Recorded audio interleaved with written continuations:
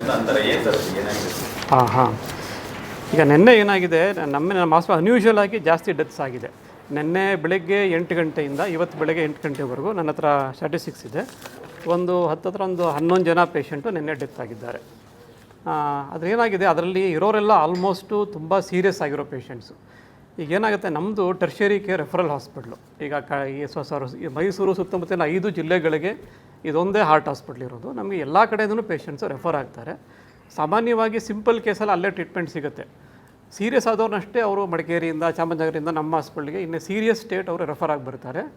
ಸುಮಾರು ಜನ ಅಡ್ಮಿಟ್ ಆಗೋ ಟೈಮಲ್ಲೇ ಸೀರಿಯಸ್ ಇರ್ತಾರೆ ಅವರು. ಅದನ್ನು ನಾವು ಅವ್ರ ಹತ್ರ ಇಂಟ್ರ್ಯಾಕ್ಟ್ ಮಾಡಿ ಹೇಳಿರ್ತೀವಿ, ನಿಮ್ಮ ಪೇಷಂಟ್ ಸೀರಿಯಸ್ ಇದ್ದಾರೆ, ಬದುಕಲಿಕ್ಕೆಲ್ಲ ಪ್ರಯತ್ನ ಮಾಡ್ತೀವಿ ಅಂತ. ಸೊ ನಿನ್ನೆ ಅನ್ಯೂಶಲಿ ಸ್ವಲ್ಪ ಜಾಸ್ತಿ ಡೆತ್ಸ್ ಆಗಿದೆ. ಹಾಗಾಗಿ ನಮ್ಮಲ್ಲಿ ಸ್ವಲ್ಪ ಡೆತ್ ರೇಟು ಜಾಸ್ತಿನೇ ಇರುತ್ತೆ. ಆದರೂ ನಾನೊಂದು ಸ್ಟ್ಯಾಟಿಸ್ಟಿಕ್ಸ್ ತೊಗೊಂಡಿದ್ದೀನಿ. ಫಾರ್ ಎಕ್ಸಾಂಪಲ್, ಈಗ ನಾವು ಕಳೆದ ವರ್ಷ ನಾವು ಇಡೀ ಹಾಸ್ಪಿಟಲ್ ಅಡ್ಮಿಷನ್ಸ್ ತೊಗೊಂಡ್ರೆ ನಮಗೆ ಹೋದ ವರ್ಷ 2025 ಜನವರಿ ಟು ಡಿಸೆಂಬರು ನಮಗೆ 1245 ಡೆತ್ ಆಗಿದೆ. 21,500 ಅಡ್ಮಿಷನ್ಸಲ್ಲಿ. ಅಂದರೆ ನಮಗೆ ಡೆತ್ ರೇಟು ಟೋಟಲು 5.7% ಹೋದ ವರ್ಷ. ಅಂದರೆ 100 ಜನ ಅಡ್ಮಿಟ್ ಆದರೆ 5ರಿಂದ 6 ಜನ ತೀರ್ಕೊಳ್ತಾರೆ. That is the death rate on on average ಕಳೆದ ವರ್ಷದ್ದು ಇದು. ಈ ವರ್ಷದ ಡೇಟಾನು ನಾನು ತೊಗೊಂಡಿದ್ದೀನಿ. ಆಮೇಲೆ ಇಯರ್ ವೈಸ್ ನಾವು ಈ ಹಾಸ್ಪಿಟ್ಲೇ ಪ್ರಾರಂಭ ಆದಾಗಿಂದ 2010ರಿಂದ ತೊಗೊಂಡ್ರೂ ನನ್ನ ಹತ್ರ ಡೇಟಾ ನಿಮಗೆ ಒಂದು ಕಾಪಿ ಕೊಡ್ತೀನಿ. About 6 to 8% is the average death rate. 100ಕ್ಕೆ 6ರಿಂದ 8 ಜನ ನಮ್ಮ ಹಾಸ್ಪಿಟಲಲ್ಲಿ ತೀರ್ಕೊಳ್ತಾರೆ. ಇದೊಂದು. ಮತ್ತು ಈ ವರ್ಷ ಡೇಟಾನೂ ಇದೆ. About 5 to 6%. ಇದು international standard. Referral hospital tertiary care, this is the accepted mortality. ಆಯ್ತು, ಯಾಕಂದ್ರೆ ಬರೋರೆಲ್ಲ ಹಾರ್ಟ್ ಪೇಷಂಟ್ಸು ತುಂಬ ಸೀರಿಯಸ್ ಇರೋರು. ಇಷ್ಟು ನಿನ್ನೆ ಒಂದು ದಿವಸ ಮಾತ್ರ ಸ್ವಲ್ಪ ಡೆತ್ಸ್ ಆನ್ ಆನ್ ಆ್ಯಾವ್ರೇಜ್ಗಿಂತ ಜಾಸ್ತಿ ಆಗಿದೆ. ನಿನ್ನೆ 11 ಜನ, ಕೆಲವು ಸಲ 2-3 ಡೆತ್ ಇರುತ್ತೆ ಕೆಲವು ದಿವಸ. ಆ್ಯಾವ್ರೇಜ್ ಔಟ್ ಮಾಡಿದಾಗ ಅಬೌಟ್ 6% ಪೇಷಂಟ್ಸ್. ಹೌದು, ಹೇಳ್ತೀನಿ. ಈಗ ನಿನ್ನೆ ಆಗಿರೋ ಡೆತ್ತಲ್ಲಿ ದೇವರ್ ಆಲ್ 80 ವರ್ಷ 70 ವರ್ಷ ಸೀರಿಯಸ್ ಹಾರ್ಟ್ ಅಟ್ಯಾಕ್ ಆಗಿರೋರು, ಹಾರ್ಟ್ ವೀಕ್ ಆಗಿರೋರು, ಈ ಥರದ ಹಾರ್ಟ್ ಫೇಲ್ಯೂರ್ ಪೇಷಂಟ್ಸು ಎಲ್ಲ ಡೇಟಾ ನಂತರ ಪ್ರತಿಯೊಂದು ಬರ್ಕೊಂಡಿದ್ದೀನಿ ನಾನು. They were all very sick and almost in the death bed. ಇಂಥವರು ತೀರ್ಕೊಂಡಿದ್ದಾರೆ. ಚೆನ್ನಾಗಿದ್ದವನು ಸತ್ತೋಗ್ಬಿಟ್ಟು ಅನ್ನೋದು ಇದರಲ್ಲಿ ಯಾರೂ ಇಲ್ಲ. ಆಯಿತಾ, ಇಷ್ಟಾಯಿತು. ಇನ್ನೊಂದು ಆರೋಪ ಏನಂದರೆ ಡಾಕ್ಟರ್ಸ್ ಇರಲಿಲ್ಲ ನಿನ್ನೆ ಅನ್ನೋದೊಂದು ಆರೋಪ. ಅದಕ್ಕೆ ಆ ಡಾಕ್ಟರ್ನೇ ಕರ್ಕೊಂಬಂದಿದ್ದೀನಿ. ಆಯಿತಾ, ಇವರು doctor Srinidhi, he was on duty yesterday. ನಿನ್ನೆ 24 hours ಅವರೇ ಹಾಸ್ಪಿಟ್ಲಿದ್ದರು, ಇಲ್ಲೇ ಮಲಗಿದ್ದರು.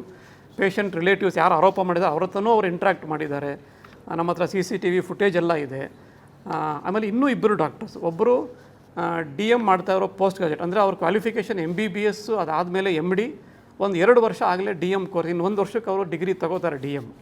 ಅವರು 2 ಡಾಕ್ಟರ್ಸ್ ನಿನ್ನೆ ಡ್ಯೂಟಿಯಲ್ಲಿದ್ದರು. ಕ್ಯಾಶುಯಾಲಿಟಿಯಲ್ಲಿ ಒಬ್ಬರು, ICCU ಏರಿಯಾದಲ್ಲಿ ಒಬ್ಬರು, ಇವರೊಬ್ಬರು. ನಿನ್ನೆ ನೈಟು 3 ಜನ ಡಾಕ್ಟರ್ಸು ರೌಂಡ್ ಫುಲ್ ಡ್ಯೂಟಿಯಲ್ಲಿದ್ದರು. ಅವರು ಪೇಷಂಟ್ಸ್ ಎಲ್ಲ ಅಟೆಂಡ್ ಮಾಡಿದ್ದಾರೆ, ಅವ್ರ ಕಡೆಯವ್ರ ಹತ್ರ ಇಂಟ್ರ್ಯಾಕ್ಟ್ ಮಾಡಿದ್ದಾರೆ.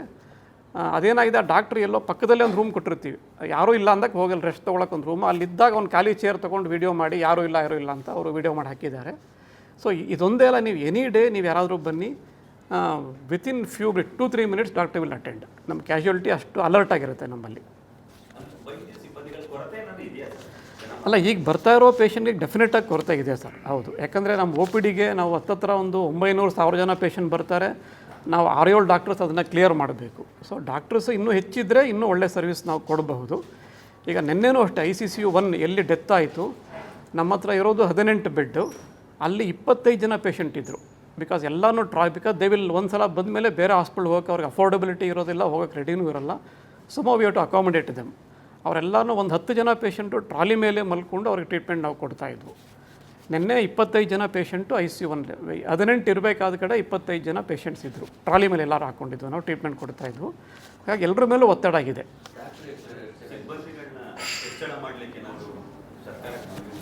ಎಲ್ಲ ಖಂಡಿತ ಸಿಬ್ಬಂದಿ ಬೇಕು ಅಂತ ನಾವು ರಿಕ್ವೆಸ್ಟು ನಮ್ಮ ಡೈರೆಕ್ಟ್ರಿಗೆ ಕೊಟ್ಟಿದ್ದೀವಿ. ಅದರ ಪ್ರೊಸೆಸ್ಸು ನಡೀತಾ ಇದೆ. ಈಗಾಗಲೇ ಅನೌನ್ಸು ಮಾಡಿದ್ದಾರೆ, ಹೊಸದಾಗಿ ರೆಕ್ರೂಟ್ಮೆಂಟ್ ಮಾಡ್ಕೋತೀವಿ ಅಂತ ಕಾಲ್ಫರು ಮಾಡಿದ್ದಾರೆ. ಖಂಡಿತವಾಗಿ ಹೆಚ್ಚಿನ ಸಿಬ್ಬಂದಿ ಬಂದರೆ ಇನ್ನೂ ಒಳ್ಳೆಯ ಸೇವೆ ನಾವು ಕೊಡ್ಬೋದು. ಹೌದು, ಯಾಕಂದರೆ ನಾವು ಇಲ್ಲಿ ಬರ್ತಾ ಇರೋಂತಹ ಪೇಷಂಟ್ಗಳ ಸಂಖ್ಯೆಗೆ ಖಂಡಿತವಾಗಿ ವೈದ್ಯರ ಡಿಫಿಷಿಯನ್ಸಿ ಇದೆ. ಯಾಕಂದರೆ ನಾವು ರೌಂಡ್ ದ ಕ್ಲಾಕ್ ಇರೋ ವೈದ್ಯನ ಡಿಸ್ಟ್ರಿಬ್ಯೂಟ್ ಮಾಡಿ ಸರ್ವಿಸ್ ಕೊಡಬೇಕಾಗತ್ತೆ. ಪ್ರತಿದಿನ ರಾತ್ರಿ ನಾವು 3 ಜನ ಡಾಕ್ಟರ್ಸನ್ನು ಡ್ಯೂಟಿ ಮೇಲೆ ಎನಿ ಡೇ ನೀವು ಬಂದು ವೆರಿಫೈ ಮಾಡ್ಬೋದು. ಎನಿ ಟೈಮ್ 3 ಜನ ಡಾಕ್ಟರ್ಸು ಡ್ಯೂಟಿ ಮೇಲೆ ಇಲ್ಲಿದ್ದೇ ಇರ್ತಾರೆ.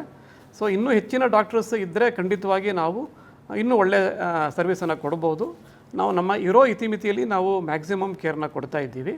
ನೀವು ಅರ್ಥ ಮಾಡ್ಕೋಬೇಕು, ನಮ್ಮದು ರೆಫರಲ್ ಹಾಸ್ಪಿಟ್ಲು ಇಲ್ಲಿ ಬರೋರೆಲ್ಲ ತುಂಬ ಸೀರಿಯಸ್ ಪೇಷಂಟ್ಸು. ಆಮೇಲೆ ಎಲ್ಲ ಸೀರಿಯಸ್ ಕೇಸು ನಾವು ಒಂದು ಕಡೆ ಹಾಕ್ಕೊಂಡಿರ್ತೀವಿ. ಈಗ ICU 1 ಎಲ್ಲಿ ಡೆತ್ ಆಗ್ತಾ ಇದೆ, ನಮಗಿರೋ 5-6 ಫ್ಲೋರ್ ಪೇಷಂಟ್ಸಲ್ಲಿ most serious patients will be in ICU 1 area. ಅಲ್ಲಿ ನಮಗೆ ಡೆತ್ ಕಾಣ್ತಾ ಇರೋದು, ಅಲ್ಲಿ ಕೂತಿರೋರಿಗೆ ಎಲ್ಲ ಸಾಯ್ತಾ ಇದ್ದಾರೆ, ಬರೋರು ಸಾಯ್ತಾ ಅಂತ ನಾವು ಕಾಣ್ತಾ ಇರುತ್ತೆ. ನಾವು ಯಾರು ಸಾಯ್ಬೋದು ಅಂತ ನಮ್ಗೆ ಅನುಮಾನ ಇರುತ್ತೆ, ಅವ್ರನ್ನ ಮಾತ್ರ ಅಲ್ಲಿ ಹಾಕ್ಕೊಂಡಿರ್ತೀವಿ ನಾವು. ಹಾಗಾಗಿ ಅಲ್ಲಿ ತುಂಬ ಸಾವು ಕಾಣ್ತಾ ಇರುತ್ತೆ. ಬಟ್ ನೀವು ಡೇಟಾ ತೊಗೊಂಡು ನೋಡ್ಬೋದು ಎಷ್ಟು ಜನ ಪರ್ ಡೇ ಸತ್ರು ಅಂತ. ನಾನು ನಿಮಗೆ 10 ವರ್ಷದ ಡೇಟಾ ನಿಮಗೆ ನಾನು ಕೊಡ್ತೀನಿ, ಆಯಿತಾ. ಸೊ ಅದರಲ್ಲಿ ನಾನು ಈ ವರ್ಷದಲ್ಲೂ ಈ ತಿಂಗಳಲ್ಲೂ 3-6 ಡೆತ್ ಆಗಿದೆ per day out of 60 admissions. So ಅದನ್ನು ನೀವು ನೋಡ್ಕೊಳ್ಬೋದು. ನೀವು ಯಾರು ಪ್ಯಾನಿಕ್ ಆಗೋ ಅವಶ್ಯಕತೆ ಇಲ್ಲ. ಸೊ ನಾವು ಮ್ಯಾಕ್ಸಿಮಮ್ ಕೇರ್ ಕೊಡ್ತಾ ಇದ್ದೀವಿ. ಕ್ಯಾಶುಯಾಲಿಟಿಲಿ ಇಷ್ಟು ಬೇಗ ಟ್ರೀಟ್ಮೆಂಟ್ ನಿಮಗೆಲ್ಲೂ ಸಿಕ್ಕೋದಿಲ್ಲ.